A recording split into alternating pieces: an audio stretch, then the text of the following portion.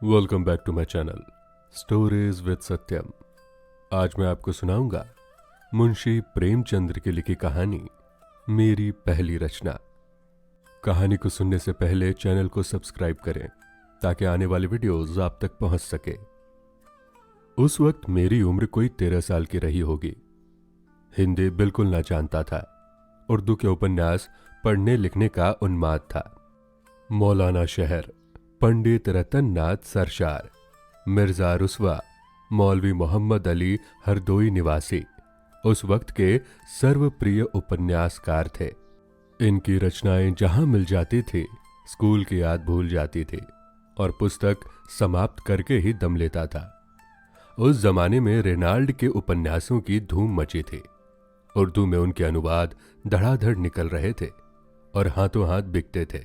स्वर्गीय हरजत रियाज ने, जो उर्दू के प्रसिद्ध कवि थे और जिनका हाल में देहांत हुआ है, रेनाल्ड की एक रचना का अनुवाद हरम सारा के नाम से किया था।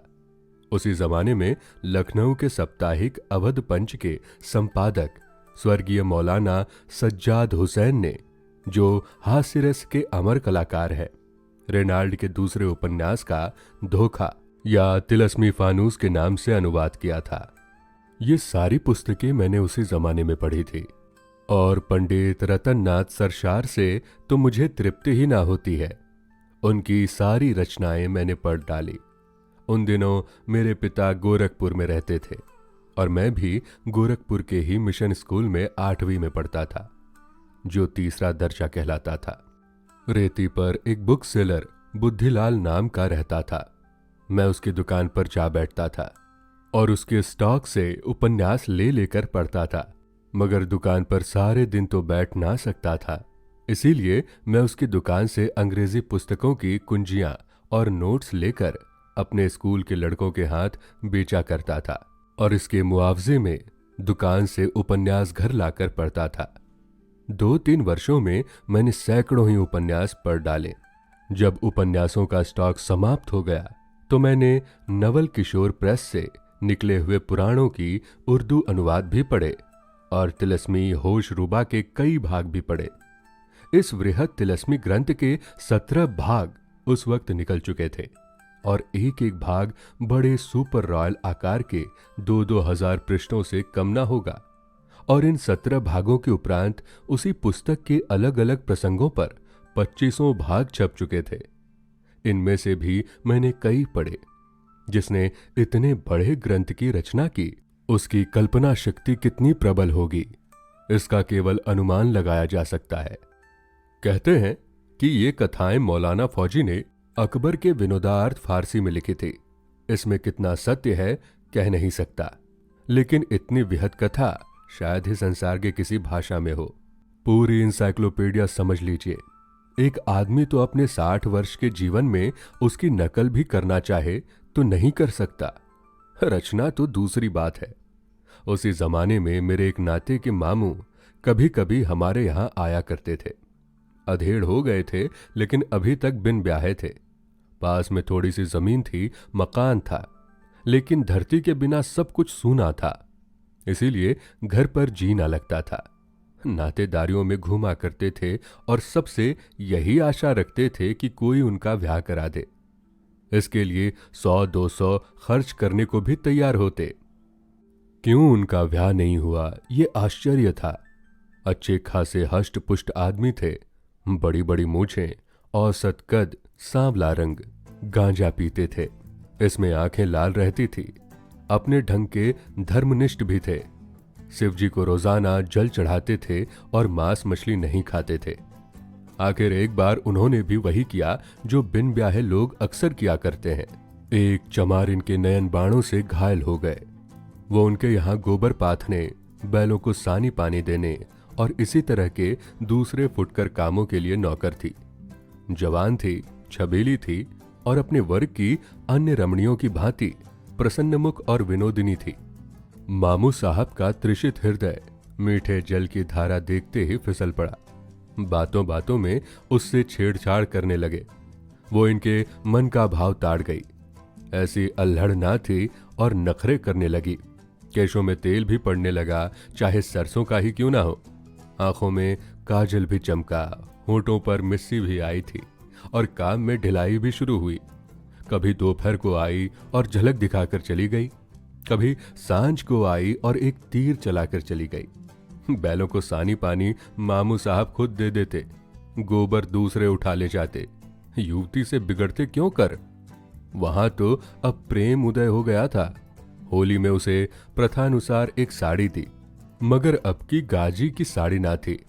खूबसूरत सी हवा 2 रुपए की चुनरी थी। होली के त्योहार भी मामूल से चौगनी थी और ये सिलसिला यहां तक बढ़ा कि वो चमारिन ही घर की मालकिन हो गई। एक दिन संध्या समय चमारों ने आपस में पंचायत की। बड़े आदमी हैं तो क्या हुआ, क्या किसी की इज्जत लेंगे? एक इन लाला के बाप थे कि कभी किसी मेहरिया की ओर आंख उठाकर ना देखा, और ये नीच जाति की बहू बेटियों पर डोरे डालते हैं। समझाने बुझाने का मौका ना था। समझाने से लाला मानेंगे तो नहीं, उल्टे और कोई मामला खड़ा कर देंगे। इनके कलम घुमाने की तो देर है। इसीलिए निश्चय हुआ कि लाला साहब को ऐसे सबक देना चाहिए कि हमेशा के लिए याद हो जाए। इज्जत का बदला खून ही चुकाता है, लेकिन मुरम्मत से भी कुछ उसकी पुरौती हो सकती है। दूसरे दिन शाम को जब चंपा मामू साहब के घर में आई तो उन्होंने अंदर का द्वार बंद कर दिया। महीनों के असमंजस और हिचक और धार्मिक संघर्ष के बाद आज मामू साहब ने अपने प्रेम को व्यवहारिक रूप देने का निश्चय किया था। चाहे कुछ हो जाए, कुल मर्यादा रहे या जाए, बाप दादा का नाम डूबे या उतराए। उधर चमारों का जत्था ताक में था ही। इधर किवाड़ बंद हुए, उधर उन्होंने खटखटाना शुरू किया। पहले तो मामू साहब ने समझा कोई आसामी मिलने आया होगा, किवाड़ बंद पाकर लौट जाएगा। लेकिन जब आदमियों का शोरगुल सुना तो घबरा गए। जाकर किवाड़ों की दराक से झांका तो कोई 20-25 चमार हाथों में लाठियां लिए द्वार रोके खड़े किवाड़ों को तोड़ने की चेष्टा कर रहे थे। अब करे तो क्या करें? भागने का कहीं रास्ता नहीं, चंपा को कहीं छिपा नहीं सकते। समझ गए कि शामत आ गई। आशिकी इतनी जल्दी गुल खिलाएगी ये क्या जानते थे, नहीं तो इस चमारिन पर दिल को आने ही नहीं देते। उधर चंपा इन्हीं को कोस रही थी। तुम्हारा क्या बिगड़ेगा, मेरी तो इज्जत लूट गई, घर वाले मूड़ी ही काट कर छोड़ेंगे। कहती थी कभी किवाड़ बंद ना करो, हाथ पांव जोड़ती थी, मगर तुम्हारे सिर में तो भूत सवार था, लगी मुंह कालिक की नहीं।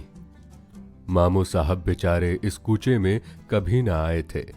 कोई पक्का खिलाड़ी होता तो 100 उपाय निकाल लेता, लेकिन मामू साहब की तो जैसे सिट्टी पिट्टी गुल हो गई। बरौठे में थर थर कांपते हुए हनुमान चालीसा का पाठ करते हुए खड़े थे। कुछ ना सूझता था और उधर द्वार पर कोलाहल बढ़ता जा रहा था। यहां तक कि सारा गांव जमा हो गया। बामहन, ठाकुर, कायस्थ सभी तमाशा देखने और हाथ के खुजले मिटाने के लिए आ पहुंचे। इससे ज्यादा मनोरंजन और स्फूर्तिवर्धक तमाशा और क्या होगा कि एक मर्द और एक औरत को एक साथ घर में पाया जाए, फिर वो चाहे कितनी ही प्रतिष्ठित और विनम्र क्यों ना हो। जनता उसे किसी तरह क्षमा नहीं कर सकती। बढ़ई बुलाए गए, किवाड़ फाड़े गए और मामू साहब भूसे की कोठरी में छिपे हुए मिले। चंपा आंगन में खड़ी रो रही थी। द्वार खुलते ही भागी, कोई उससे नहीं बोला। मामू साहब भागकर कहां जाते? वो जानते थे उनके लिए भागने का रास्ता नहीं है। मार खाने के लिए तैयार बैठे थे। मार पड़ने लगी और भेवाव ही पड़ने लगी। जिसके हाथ जो कुछ लगा, जूता, छड़ी, छात, लात, घूसा, जो भी हाथ लगी उससे मार पड़ी। यहां तक कि मामू साहब बेहोश हो गए और लोगों ने उन्हें मुर्दा समझकर छोड़ दिया। अब इतनी दुर्गति के बाद वो बच भी गए तो गांव में तो नहीं रह सकते और उनकी जमीन पट्टेदारों के हाथ आएगी। इस दुर्घटना की खबर उड़ते उड़ते हमारे यहां भी पहुंची। मैंने भी उसका खूब आनंद उठाया। पिटते समय उनकी रूपरेखा कैसी रही होगी, इसकी कल्पना करके मुझे खूब हंसी आई। 1 महीने तक वो हल्दी और गुड़ पीते रहे। ज्यों ही चलने फिरने लायक हुए, हमारे यहाँ आए। यहाँ अपने गांव वालों पर डाके का इस्तगासा दायर करना चाहते थे। अगर उन्होंने कुछ दीनता दिखाई होती तो शायद मुझे हमदर्दी हो जाती, लेकिन उनका वही दमखम था। मुझे खेलते या उपन्यास पढ़ते देखकर बिड़गना और रोब जमाना और पिताजी से शिकायत करने की धमकी देना, ये मैं क्यों सहने लगा? अब तो मेरे पास उन्हें नीचा दिखाने के लिए काफी मसला था। आखिर एक दिन मैंने ये सारी दुर्घटना एक नाटक के रूप में लिख डाली और अपने मित्रों को सुनाई। सबके सब खूब हंसे। मेरा साहस बढ़ा। मैंने उसे साफ साफ लिखकर वो कॉपी मामू के सिरहाने पर रख दी और स्कूल चला गया। दिल में कुछ डर भी था, कुछ खुशी भी थी और कुछ घबराया हुआ भी था। सबसे बड़ा कौतूहल ये था कि ड्रामा पढ़कर मामू क्या कहते हैं। स्कूल में जी ना लगता था, दिल उधर ही टंगा हुआ था। छुट्टी होते ही घर चला गया, मगर द्वार के समीप आकर पांव रुक गए। भय हुआ कहीं मामू साहेब मुझे मार ना बैठे, लेकिन इतना जानता था कि वो एकाध थप्पड़ से ज्यादा मुझे मार ना सकेंगे, क्योंकि मैं मार खाने वाले लड़कों में से ना था। मगर ये मामला क्या है? मामू साहेब चारपाई पर नहीं है जहां वो नित्य लेटे हुए मिलते थे। क्या घर चले गए? आकर कमरा देखा, वहां भी सन्नाटा। मामू साहब के जूते, कपड़े, गठरी सब लापता। अंदर जाकर पूछा, मालूम हुआ मामू साहब किसी जरूरी काम से घर चले गए, भोजन तक ना किया। मैंने बाहर आकर सारा कमरा छान मारा, मगर मेरा ड्रामा, मेरी वो पहली रचना कहीं ना मिले। मालूम नहीं मामू साहब ने उसे चिराग अली के सुपुर्द कर दिया या फिर अपने साथ स्वर्ग ले गए। तो दोस्तों, ये थी आज की कहानी। कहानी पसंद आई हो तो चैनल को सब्सक्राइब करके हमें सपोर्ट करें, ताकि हमें मोटिवेशन मिले आगे की वीडियोस बनाने के लिए। शुक्रिया।